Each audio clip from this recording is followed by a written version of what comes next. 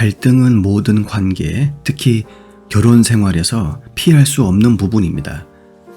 많은 사람들이 갈등은 무조건 피해야 하는 똥 같은 존재로 알고 있지만 사실 갈등은 건전하고 긍정적인 역할을 분명히 합니다.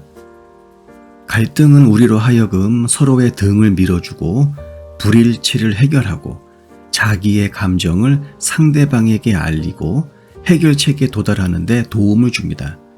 문제는 정말 사소한 건덕지에도 갈등에 빠지는 성격을 가지고 있는 사람들이 있다는 겁니다. 갈등이 심한 성격을 가지고 있는 사람들은 사소한 의사소통 실수라든가 가끔 오가는 큰 의미 없는 직설적인 발언에도 발끈하고 결국 그들의 관계가 갈등에 지배당하게 됩니다. 갈등 지향적 사고방식은 두 가지 선택지만 보는 경향이 있습니다. 도망가거나 이기는 것이죠. 결혼 및 가족치료사 니콜 아르치에 따르면 갈등이 심한 부부는 종종 권력과 통제력의 몰이해로 어려움을 겪는다라고 합니다. 상호 의존성이 결여된 상태입니다. 그리고 갈등이 심한 부부 중 한 명 이상이 우울증이나 불안 또는 약물 문제와 같은 정신질환을 앓는 경우가 자주 있다고 합니다. 안타깝게도 대부분의 경우 그런 어려움을 겪는 사람은 적극적으로 외부의 도움을 구하는 대신 파트너에게 자신의 증상을 표현한다고 하죠.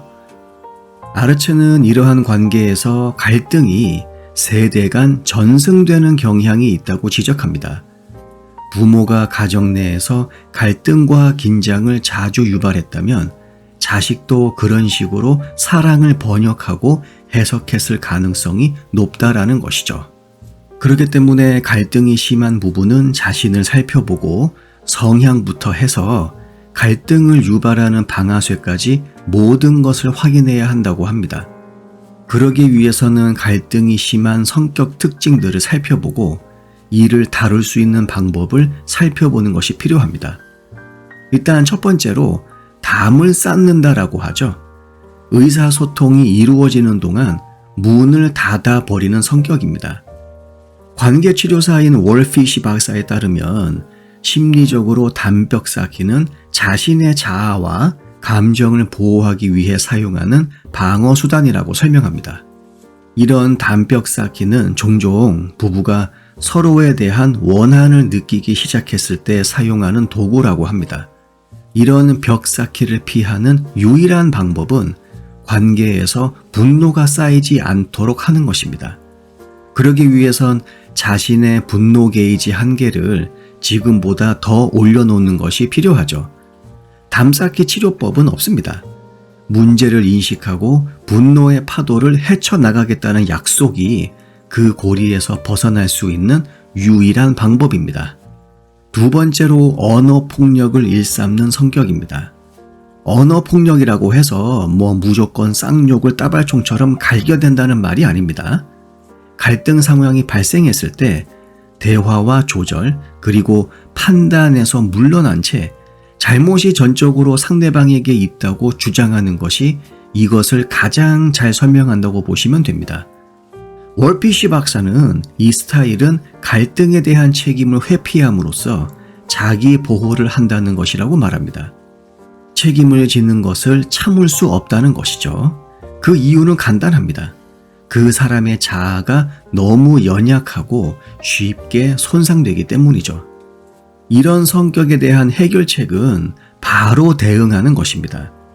여러분이 그들을 화나게 한 일이 무엇인지 듣고 싶지만 그것 때문에 공격을 받고 싶지는 않다고 단호하게 말하세요. 만약 여러분이 공격자인 경우 당신이라는 말을 대화에서 제외하고 나라는 말로 전환하라고 전문가들은 조언합니다. 언어적 공격자에게 대응하는 가장 좋은 방법은 당신의 생각을 듣고는 싶지만 내가 원하는 방식으로 말할 때 이해하기가 더 쉽다라고 말하는 것이라고 월피시 박사는 말합니다. 세 번째로 회피하는 성격이죠. 회피자들은 문제의 근본 원인에 직면하지 않기 위해 논쟁 중에 산만해지는 경향이 강합니다. 격렬한 의견 불일치가 있을 때 파트너가 말하는 동안 자주 끼어들거나 어떻게 반응할지에 대해 생각한다면 갈등이 발생한 이유를 이해하는 것보다 싸움에서 이기는데 더 관심이 있다는 것을 의미합니다. 해결 방법은 갈등의 강도가 너무 심하면 대화 테이블을 아예 뒤집고 약간의 유머를 사용하여 분위기를 밝게 하는 것이 좋습니다. 여러분의 파트너가 논쟁을 피하는 성향이 강하다면 그 사람에게 나도 말하기 힘든 얘기다 하면서 상대방의 입장을 이해하는 태도를 보이는 것이 좋습니다. 그리고 몇 분 동안만이라도 이 대화에 머물 수 있기를 바란다 라는 메시지를 전달하는 것도 필요하죠. 네 번째로 자신이 잘못했다면서 항상 항복의 백기를 흔드는 성향을 가지고 있는 사람입니다. 틀렸다는 것을 인정한다는 점에서 회피자와 비슷합니다. 미움을 받거나 상대방이 화를 낼까봐 너무 두려워서 또 다른 싸움을 피하기 위해 그냥 굴복하고 마는 것이죠. 이럴 때 두려워하는 것은 어리석은 일이라고 말함으로써 상대방의 두려움이나 부정적인 감정을 무효화하면 오히려 그런 감정만 커질 뿐입니다. 대신에 내 성격이 지랄 같은 건 알지만 건전하고 생산적인 의사소통을 위해서 이번만큼은 대화를 이어나가 보도록 하자라는 제스처를 취하는 것이 필요합니다. 마지막으로 해결사 역할을 하려는 성향이 있습니다. 해결사들은 어떤 대가를 치르더라도 문제에 대한 솔루션을 제공하려고 하죠. 얘네들은 불확실한 것을 좋아하지 않기 때문에 갈등 해결의 첫 단계부터 끝 단계까지 적극적으로 관여하는 대신 논쟁을 끝내기 위해 바로 해결책으로 뛰어들곤 합니다. 해결사는 자신의 생각이 무조건적으로 옳다고 믿는 경향이 있습니다. 만약 여러분의 파트너가 해결사 경향이 있는 경우 논쟁의 모든 측면을 들을 수 있도록 노력해야 합니다. 해결사 성격이 있는 사람들은 해결 과정을 신중하게 진행하는 것이 중요하다라는 것을 인식하는 것이 필요합니다. 왜냐하면 우리 모두는 주둥아리로는 예수 부처 다 해먹을 수 있습니다.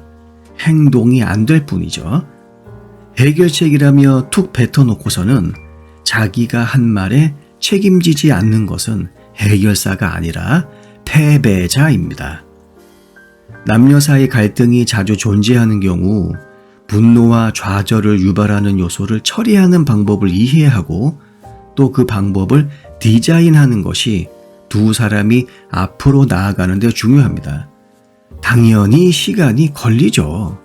난이도도 상당히 높습니다. 그러나 지금 당장 조치를 취하지 않으면 상황이 훨씬 더 나빠질 것입니다. 긴 영상 끝까지 시청해 주셔서 감사합니다. 영상 내용이 도움이 되셨다면 구독과 좋아요 눌러주세요. 다음 영상에서 뵙겠습니다.